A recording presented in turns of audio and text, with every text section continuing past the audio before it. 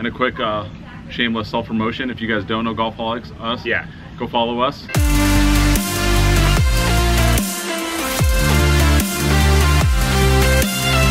What's up, guys? Welcome back. You've probably already seen the behind the scenes of golfing with these guys, but now we're gonna do something, a little special Q&A for you guys. We posted this morning an awesome selfie. I think it might have broken Instagram. It was that good. Yeah, we took it took a lot of takes, but we got a good selfie. And you guys have been putting a ton of questions up here, so we've answered some questions already on their channel, but now we're gonna tackle some questions for this channel. So let's do it. And a quick shameless self-promotion. If you guys don't know Golfholics, us, yeah, go follow us. Just do a search for Golfholics. Well, I'm gonna link Golfholics below, right here, or there. Who's firing off the first one? I can start. What made you want to play golf? I started playing golf to see my dad. My dad was a club pro. Where I grew up in Ottawa, the season basically starts around Augusta, around early April, and goes into late October. But with my dad as a club pro, he would work through into November and start in March. So I really only would see my dad December, January, February. So as a young child, yes, I was golfing, but I got into golf because I wanted to spend time with my dad, basically. I got into golf just because my friends were in it. When I was in high school, we had just moved to a new city, so I met some friends and they started playing golf and picked it up, and I wanted to hang out with them more, so I started playing and picked it up and haven't looked back. I absolutely love the game. Yeah, I started playing with my pops and my bro, and started when I was in high school, and fell in love with it, and I'm just grateful to be playing the game still, and playing golf with these guys. Aside from gaining a bigger outreach, what is your dream YouTube goal for 2018? And if applicable, how can we as viewers help you achieve it? Well, I think the biggest way that the fans can help both of our channels is just sharing our videos. Other golf buddies that you have out there, post it on Facebook, post it on Reddit. Anything you guys do to kind of promote it within your network always helps us a lot, because your word means a lot to your friends, right? They trust you. So anytime you send over something that's interesting to you, usually they jump on the bandwagon. For us, the goals I think for 2018 are a little bit undefined right now, just because of how things have been going. Obviously grow the channel, but that can mean a lot of different things to different people. For us, it's just have fun. We want to continue to have fun doing this, because as soon as this turns into a job, so to speak, we're probably going to check out. So I think that's the biggest thing, is just make it fun. I would say my biggest goal or goals for 2018, I think I'd like to have these guys come out either to see me in Jacksonville and play some golf there, or play in Canada. I think that'd be pretty fun. Being able to collaborate is really cool, and you make instant friends, so it'd be awesome to have that continue to happen. Ultimately, I want to be able to film some more trophies, basically. That's my goal for 2018, be able to share not terrible tournaments, but share good tournaments with you guys. That'd be it, really. This one's from Charles. What is your biggest motivation for striving to be successful? I'll go. I just have a passion for self-improvement, for pushing myself to make the most out of this life. I think when I was younger, I kind of just realized that the time that you have on this earth is very limited, so don't waste that time doing stupid stuff. And I came here as an immigrant, so I think I just kind of have a natural feeling that I need to do something. Having this opportunity, being in the U.S., coming from Serbia, and my parents have always been hardworking and have kind of passed down those values to us. And I want to pass that down to my brother, and not my brother. I want to pass that down to my son. My brother's already got it, so I work with my brother, which is awesome. It's been a dream to be able to work with friends and family and have this nice, tight-knit community. So I'm really thankful for that. I think if anyone that's already been following my channel for a while knows of my past and the history and the struggles that I've been through. So I ultimately just want to make the most out of the life that I have been given, and I'm very lucky, and I want to give back. We're living in a day and age where too many people are just taking from the world, but to be able to give back is my biggest drive to be successful. And whatever that success looks like, I don't know. I turned pro 10 years ago and thought I'd be long into a PGA Tour career now, and that was success. But here I am playing mini tour golf, speaking around the country, making YouTube videos, and I think I'm pretty successful, but my bank account doesn't reflect that. And I think those are the things that change as you get older. We're aged now in our 30s, you can tell by my hairline. I think success is ever changing, really. It's a moving target, yeah, for sure. I mean, it changes as you get older and you mature in life and other priorities take place. And what about you, Mikey? guys got. Let's get deep. Yeah, you guys got pretty deep right there. You know, for me, for success, I think making a small difference in the community that you're a part of, you know, giving back as much as you know, you possibly can, like you guys said. You know, just being able to have some time to spend with people that you love and create the memories that you always want to.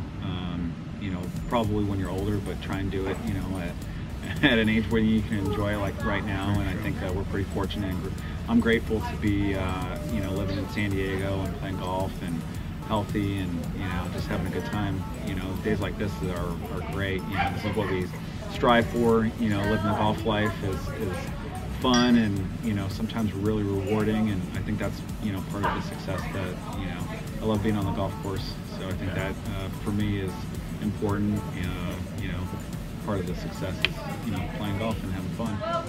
How long does it take to play and film an entire 18 holes for the channel? Well, I've never filmed 18 holes on my channel. You guys, I've always shown you like course management vlogs, 3 holes here and there. I don't know how you guys do it. Watching it today, like, you guys are a well-oiled machine and making it happen. And I thought today's round was going to take a lot longer, because I know for me, when I like, oh, I want to get the phone out to get my slow-mo and then put this up for a time lapse, get the drone out. You guys were really good, and like we talked about, having 2 people just kind of handing it off. It's a lot more fluid. But I mean, how long did it take us to play today? A hair over 4 hours? Yeah, I think 4. Well, we let that group go through on purpose, and those guys were slow. We teed off at about 10:20, and finished at 2:30-ish. So it just took us a hair over 4 hours, and we filmed a lot.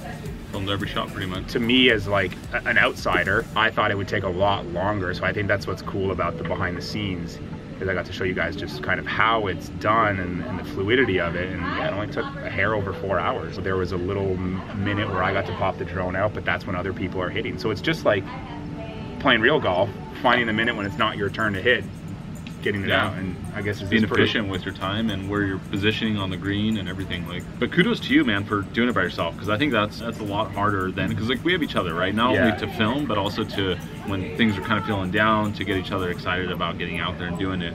Like, you have to self-motivate yourself 100% to create these videos, and I think that is undervalued by a lot of people on YouTube. You know, they just don't know how much of a grind it is to do it. So good job, man. Keep at it. There's a few questions here, like one's like, have you ever played in Saskatchewan, or what do you think of Glen Abbey? I played on the Canadian Tour, so that allowed me to play in Saskatchewan. I worked at Glen Abbey. Have you guys played in Canada? Kind of like a derivative of that question. Have you guys played in Canada? No, I'd love to.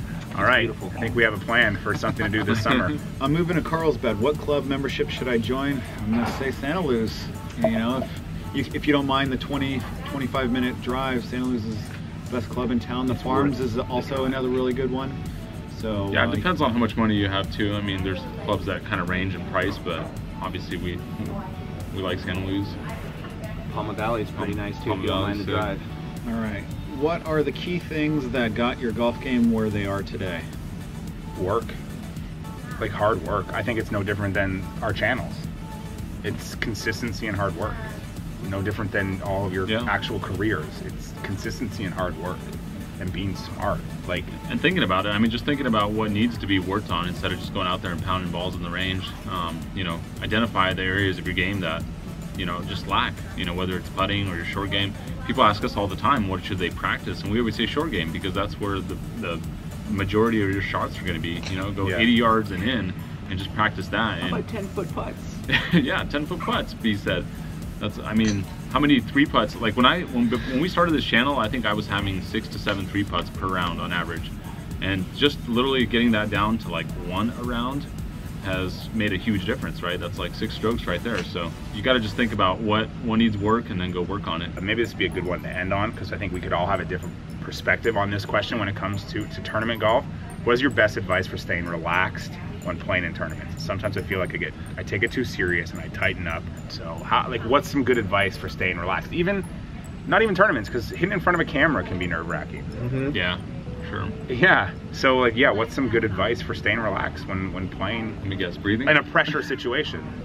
You know what I'm going to say. I do. Yeah, I think just taking a deep breath, going through your routine, sticking with that same repetitive motion, and so that you're not thinking about the nerves, you're thinking about the golf shot, the pre-shot routine, the alignment, the ball position, and then, you know, being able to breathe, you know, for me is the best thing. It's always worked, and under pressure, I think that's you know, the best asset that you can, you know, use is just taking deep breaths. From my perspective, I've actually noticed that I play better when I'm a little bit distracted, and I think the reason that is because I naturally go through my pre-shot routine and all the other things, just because I practice so much that I know what to do, but I overthink it sometimes. I literally get too analytical on the golf course where I know what to do and I just need to trust my instincts.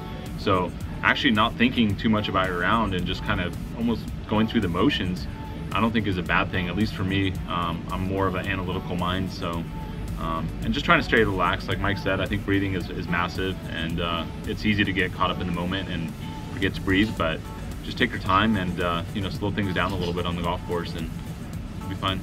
I think the biggest advice I can give, and this is something that I've learned over my career, tournaments start on Thursday. Basically, come Tuesday, what I'm doing, how I'm playing, that's what I'm bringing to the golf course. Like, you can't drastically change things a day before a round. Like, it doesn't work like that. Like, a day or two before, the way you're swinging, the way you feel, like, that's what you're doing. You're not gonna make this drastic change that's all of a sudden gonna help your golf game beforehand. So it's trusting your work and your preparation. And that in turn allows you to be a little bit more relaxed because you've studied for the test, essentially. If you didn't study for the test in school, you're stressed. You're gonna get tight because you're guessing. But in golf, your studying is your preparation. And whatever your preparation looks like that allows you to play the best golf, you need to figure that out and then trust that. And you're gonna get nervous, you're gonna get tense, and it might happen at the start of the round, it may happen at the end of the round, but trusting the work and the preparation is the most important thing. And kind of going back to what I said in Jamaica, my preparation wasn't there. My preparation was solely on my technique, but not on the golf course and not on making the right decisions in terms of travel and all of that. So no wonder I made bad decisions. No wonder I got frustrated. No wonder I played timid. No wonder I made mistakes because my preparation wasn't there. So whatever your tournament golf looks like, trust your preparation, and that should allow you to be relaxed in tense situations, just with anything in life. Like, if you've done all the things, like if you have before I travel, like if you know what you're packing, you're not going to be stressed about, oh, did I forget anything? Because you have, like what you said, you have a routine, you do what you need to do, and then you go, and you don't worry about the things you can't control. And that's the biggest thing in golf. It's just trusting what you can control, and that's your work, that's your attitude, that's your routine, and then just let it go. And at the end of the day, if you play bad, it's okay. If I had shot 80 today with these guys, it might have been a little bit embarrassing in the moment. It might have been, oh, I might have been chirped a little bit here or there, but I'm still gonna put my head on the pillow at night. We still would have had a fun time. My family would still love me. And that's the biggest thing that I struggled with as a junior golfer, is you think the world will end if you play bad golf. It won't. Like, it really won't. And that's, I think, a thing that allows you to alleviate stress. Like, if you know at the end of the day, like, things are gonna be okay. And I think that's what a lot of people, junior golfers in particular, because when you're teenagers, you don't understand that. No, for sure. You think if you fail a test, or she says no when you ask her on a date, or you get in trouble for XYZ, it's like the world ends. No, it's not. Bad golf's gonna happen. I played bad golf last week. I played terrible in Jamaica, and I came here 2 days later and had fun and had a blast and played okay golf and won. We won. See this beer? You see this beer? It's a victory beer. Oh, he's rubbing it in. I think that's a great way to end it. That's a great way to end it. So guys, thank you so much for checking out all the stuff we did today. The videos on my channel, the videos on their channel. So if you haven't subscribed to the Golfholics, go do it. Like, what are you waiting for? I'll link all their stuff below. And make sure you give this video a thumbs up and subscribe if you haven't subscribed here, because you guys want to see behind the scenes when they come golf in Canada. This would be great, because if Brian came too, like, yeah, this would be really good. So subscribe, because sometime this summer we're gonna have a match in Canada. See you guys later. Peace.